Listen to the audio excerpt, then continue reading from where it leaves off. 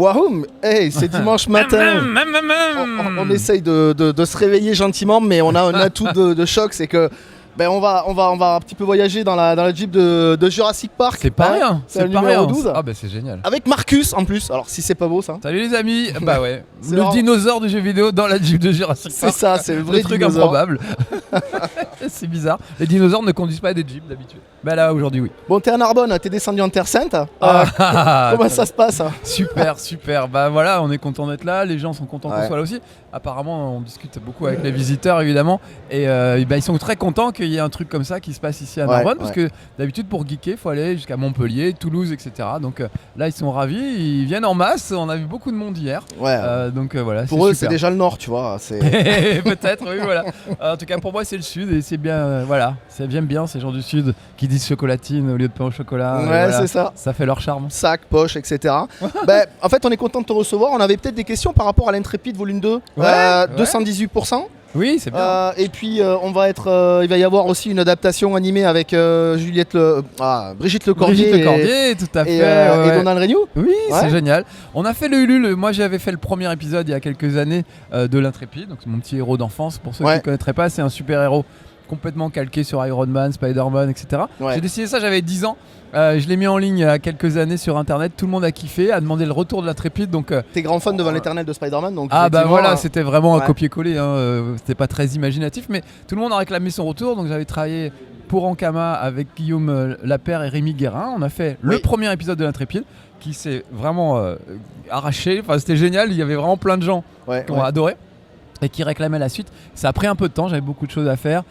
Guillaume Lapère pouvait pas retravailler sur le deuxième épisode parce qu'il est parti travailler en exclusivité pour quelqu'un d'autre. Donc j'ai lancé le crowdfunding de l'Intrépide 2 avec aux commandes pour le dessiner Alexis Talon, que tu connais et qui est un mec ultra doué, qui est capable de te faire un Intrépide comme si il avait été dessiné dans les années 70 pour Strange. Donc voilà, moi j'adore son boulot, c'est un mec adorable. Donc voilà, tout de suite il a accepté. D'ailleurs quand j'ai cherché un nouveau dessinateur pour remplacer Guillaume, je n'ai pensé qu'à une seule personne et c'est Alexis. C'était lui. Je suis pas allé chercher plus loin. J'ai pensé à lui tout de suite. J'étais sûr que c'était lui et j'ai pas proposé à qui que ce soit d'autre. Et heureusement, il a dit oui tout de suite. Voilà. Et on a fait le Ulule pour arriver à financer le truc et on est arrivé à 218%. Donc 218%. Non seulement on va le faire, mais tu as raison. En plus, on va avoir un jeu vidéo l'Intrépide en 8 bits. On a une petite démo sur mon stand sur NES. En plus, on a fait un truc sur NES. Voilà. Et puis on va avoir un dessin animé interactif. Donc tu pourras choisir si l'Intrépide va sauver le chat dans l'arbre ou la vieille. Et cerise sur le gâteau, absolument génial. Brigitte Lecordier fera la voix de la mémé de l'Intrépide. Et Donald Renew va faire la voix de l'Intrépide. Donald, c'est la voix de Spider-Man. Donc l'Intrépide aura la voix de Spider-Man, ce qui est fou. Et Brigitte, pour ceux qui ne la connaîtraient pas, c'est la voix de Sangoku dans Dragon Ball, entre autres choses, et de Oui Oui. Donc voilà, elle peut faire une voix de mamie même si elle est jeune. Il y a 5 ans de ça, tu te serais pas douté que ça arriverait à ce niveau-là? Non, c'était... depuis ce retour de l'Intrépide, le truc le plus improbable qui me soit arrivé et le truc le plus touchant. Parce que c'est vraiment mes dessins d'enfants. T'as ressorti des cartons. Voilà, il s'est retrouvé à la Fnac à côté d'Iron Man par ordre alphabétique. C'était un truc totalement improbable, tu vois. Et c'est grâce aux gens qui me regardent. Donc c'est quelque chose qui m'émeut beaucoup. Les gens souvent m'amènent des dessins de l'Intrépide, des figurines, des choses qu'ils ont fait eux-mêmes et je trouve ça fou quoi. Je crois qu'il est mort derrière, non? Il est de bouche. Non, il dort en fait. Je pense qu'il se réveillera quand il y aura des dinosaures. Il fait des bruits de raptor. Tiens, d'ailleurs, une petite question bonus. Quand Thanos a claqué des doigts dans Infinity War, on va éviter de parler d'Endgame parce que ça fait un mois que le film est sorti et il y en a qui l'ont toujours pas vu. Je ne l'ai toujours D'accord, pas vu. mais donc tu vois, je suis quand même prévenant. Quand Thanos a claqué des doigts dans Infinity War, l'Intrépide a été... claqué des dents. J'ai pas pensé. Non, il est toujours là. Il n'a pas été vaporisé? Non, peut-être que j'ai pas vu Avenger Endgame. Peut-être c'est lui qui sauve tout le monde et je ne suis même pas au courant moi-même. Ça m'étonnerait pas. Non, il est toujours là. Et il fait pas partie du Marvel Cinematic Universe, il fait partie du Marcus Crétinodide Univers. Les mêmes initiales, mais ça n'est pas le même univers. Gros ben des doigts, etc. Donc il a échappé, parce qu'il est dans l'autre univers, je pense. Il est dans un univers parallèle, l'Intrépide. Donc il a échappé au... Universe, mais j'aime beaucoup ta question. Avec l'Intrépide, avec gros ben des doigts, avec tous tes héros à toi, quoi. Voilà, exactement. Bon, c'est classe. Dis-moi, on est au mois de juin, là, dans quelques jours. Ça fait donc 6 mois que l'année a démarré. Est-ce que tu peux nous donner tes coups de cœur jeux, ciné et BD depuis le mois de janvier? Ah, depuis janvier. Là, viteuf, comme ça. Comme ça. Alors, cinéma. Cinéma, c'était non, Avengers Infinity War c'était avant janvier. Là les dates, je suis nul en date. Infinity War c'est l'an dernier. C'est terrible, j'ai même plus le temps d'aller au cinéma. Avec tout ça, j'ai l'Avengers Endgame, tu vois, j'ai toujours pas vu. Je suis vraiment dégoûté. Alors ciné, peut-être pas, mais je peux te dire Game of Thrones parce que c'est la fin de Game of Thrones. Là, Captain Marvel, non Captain Marvel, je l'ai vu tardivement, mais il est très bien, mais c'est pas forcément le meilleur film que j'ai vu. DC peut-être. Qu'est-ce que j'ai vu? Shazam, non? Non, je voulais voir Shazam, j'ai pas eu le temps. Non mais c'est horrible, tous les films que je voulais voir, j'ai pas eu le temps d'aller les voir. Ah un homme occupé, ce que c'est, hein. Je cherche depuis janvier. Oh là là, je sais pas, dis-moi des titres. Jeux vidéo? Allez, jeux vidéo, comme ça. Jeux vidéo. T'as pas le temps de sortir, mais t'as le temps de jouer quand même. Oui, heureusement, mais pour le boulot, je n'ai même plus le temps. J'ai pas fini Red Dead Redemption 2 par exemple, alors que j'adore ce jeu et que j'ai toujours fini tous les. Bon, alors les ça, GTA, ça pourrait être un coup de cœur des 6 premiers mois, mais alors il totalement. date de l'an dernier le jeu, non? Attends. Je sais pas, c'est ça possible depuis janvier et je suis nul en date, je me rends pas bien compte. Alors, en tout cas, cette semaine, j'ai testé Plague, j'arrive jamais avec le titre. Plague Tale. Plague Tale Innocence. Qui est un jeu studio français, de Bordeaux.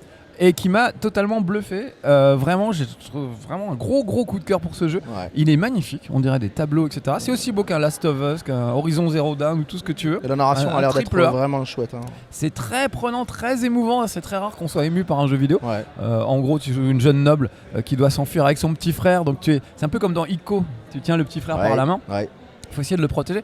Et moi qui suis papa depuis 2 ans, du coup j'ai vraiment la sensation de protéger un petit et ça me touche énormément. Donc voilà, en plus le contexte, Plague Tale, le contexte historique est génial. Tout est crédible, je sais pas comment dire, les décors, c'est fait pas décor jeu vidéo, on dirait un vrai château fonctionnel avec des cuisines, un endroit où il nettoie, etc. Enfin, j'ai trouvé ça super. Voilà, j'ai pas fini, j'ai juste commencé. Pour l'instant, on peut dire que c'est un coup de cœur. Il est dans ma wishlist de ces derniers mois. Oui, c'est un gros coup de cœur. Dès que j'aurai un peu de temps. Ouais. Et puis Rage 2 aussi, j'ai joué à Rage 2, j'ai beaucoup aimé. Ouais. Okay. Mais voilà, j'espère que j'aurai le temps de continuer. Tes déceptions? T'as une déception? Dernier épisode de Game of Thrones, mais on va pas spoiler. On spoil pas. Vraiment. No spoil, please. Ah bah non, j'ai pas vu la fin. J'ai pas vu Avengers Endgame. Je vais pas m'amuser à spoiler Game of Thrones à des gens qui potentiellement. Alors si tu nous spoil, on spoil. Voilà, tu vois, il y a des mesures de. Si tu nous embêtes, on t'embête. J'ai juste été déçu par le dernier épisode. Pas tant qui s'assoit sur le trône de fer, c'est une possibilité, mais la façon dont c'est amené est vraiment dégueulasse et pas. Trop rapide et ça tient pas la route, du tout. Voilà, sans spoiler, voilà. Fais gaffe, ça va le réveiller derrière si on parle de ça. Crédible, voilà. Mais après, ça reste une série fantastique qui est vraiment géniale, qui marquera l'histoire, qui nous a fait rêver pendant 8 ans. Donc, on est chanceux de voir nos héros adaptés au cinéma, que ce soit le Seigneur des Anneaux, toutes ces licences, Marvel. Après, c'est un peu comme Star Wars, tu vois. T'adores, ça reste quand même super bien, mais par exemple le basculement de Anakin en Dark Vador est mal fait, mal géré, etc. Game of Thrones, c'est un peu le même principe. Ouais, d'accord. Bon, finalement, pourquoi pas, mais ça aurait pu être 1000 fois mieux, quoi. Voilà. T'as des attentes pour le reste de l'année, là, les 6 prochains mois? Jusqu'à décembre. L'E3, on va aller à l'E3 là bientôt. Et c'est dans 3 semaines, c'est un E3 historique. Première fois que Sony n'est pas là-bas. Déjà, Activision n'y est pas. Enfin, ça sent la fin, donc il est probable que ce soit le dernier E3. Donc il sera historique quoi qu'il arrive. Il y aura toujours la Cologne, la Gamescom. Oui, mais c'est pas pareil. Enfin, alors jusqu'ici, Cologne n'était que la photocopie de l'E3. C'était un E3. Mais ça reste européen quoi. Oui, mais c'était. Aujourd'hui, en plus qu'on vote l'Europe, donc. Quand t'avais la chance, comme moi. Je le placer. Bien joué, oui, allez voter les amis. Comme moi j'avais la chance d'aller à l'E3, quand j'allais à Cologne après, c'était la même chose. Oui, d'accord. En moins bien.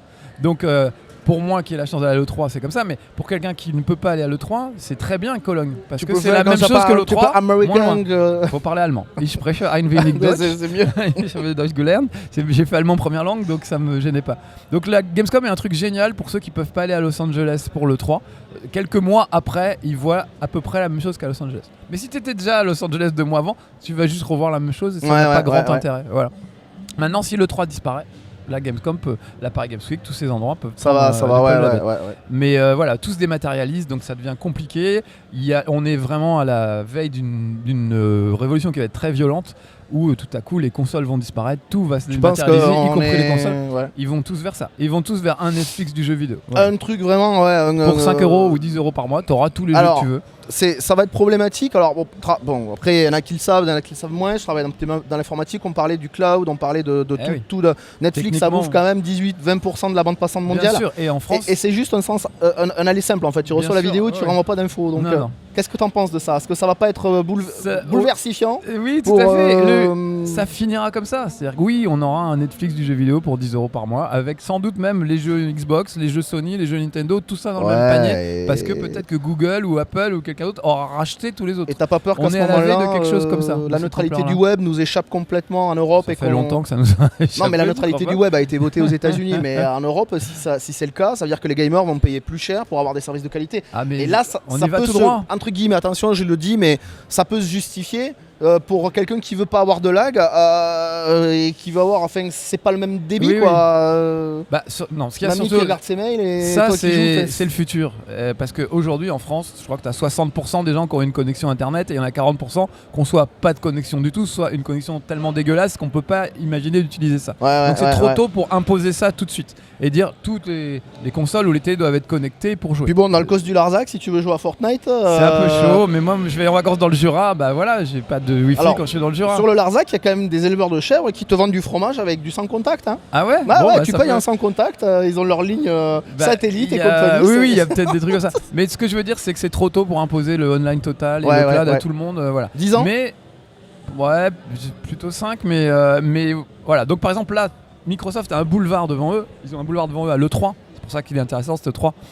Ils se sont fait défoncer sur cette génération de consoles par Sony.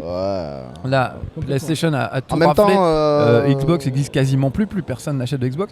Ils n'ont pas d'exclusivité qui font rêver, etc. Donc là, cette 3 ils n'ont même pas sorti un Halo pour leur Scorpio. Donc non, c'est voilà. ridicule, et quand ils ont des exclus, c'est Quantum Break, tout le monde s'en fout. Record, tout le monde s'en fout. J'ai joué, j'ai trouvé que c'était trop série. Moi, j'ai envie de jouer. T'as du Uncharted, t'as du Horizon. J'ai pas envie de regarder une série. J'ai envie de jouer. Donc cette 3 est hyper important pour eux parce qu'ils ont un boulevard devant eux. Sony n'est pas physiquement présent. Alors évidemment que Sony sera en embuscade et que dès que Xbox va annoncer quelque chose, eux ils vont contre-attaquer avec autre chose, on n'en doute pas. Mais en tout cas, ils ont un boulevard devant eux, donc ça va vraiment être intéressant. Et surtout, soit ils se chient dessus et c'est la fin de Microsoft, en tout cas dans la section jeux vidéo. À ce niveau-là, mais après soit ils inventent un truc génial et ils vont nous bluffer, et c'est ce que j'espère, et relancer cette espèce de compétition. Ils commencent déjà à annoncer un portage sur le prochain Halo entre Windows 10, compatible Windows 10. Ils ont une licence, ils la connaissent. Tu sais qu'il va y avoir l'adaptation sur Windows de tous les Halo avec la story complète. Hein. On sait pas exactement où ils vont, mais il faut qu'ils se dépêchent d'y aller parce que. on en parlait avec le. Alors, spécial dédicace pour toi, mon fils. On en parlait avec le fiston. Je lui disais, mais je pense que Microsoft pour le prochain Halo va vraiment basculer dans ce qu'on voit chez Anthem, chez Division, chez Division 2, tu vois. Ce genre de coopératif à 4, dans une map ouverte, où c'est que t'as des missions, et puis voilà. Du Destiny avec Halo. Voilà, qui serait bon aussi. Halo a inventé plein de choses que d'autres ont repiqué, donc c'est pas gênant que ça retourne dans l'autre sens maintenant. Ok, est-ce que tu as le mot de la fin? That's all, folks, comme dans les dessins animés quand j'étais petit. C'était pas mal. Le mot de la fin, ça va être attention, un dinosaure! Attends, je crois qu'on va le réveiller derrière. T'as un fusil, quelque chose? Non, il a rien. Il fait très peur. Là, regarde. Oh mon Dieu! Adieu les amis, on était contents d'être avec vous, on va se faire bouffer. A bientôt, ciao. Ciao, à la prochaine fois.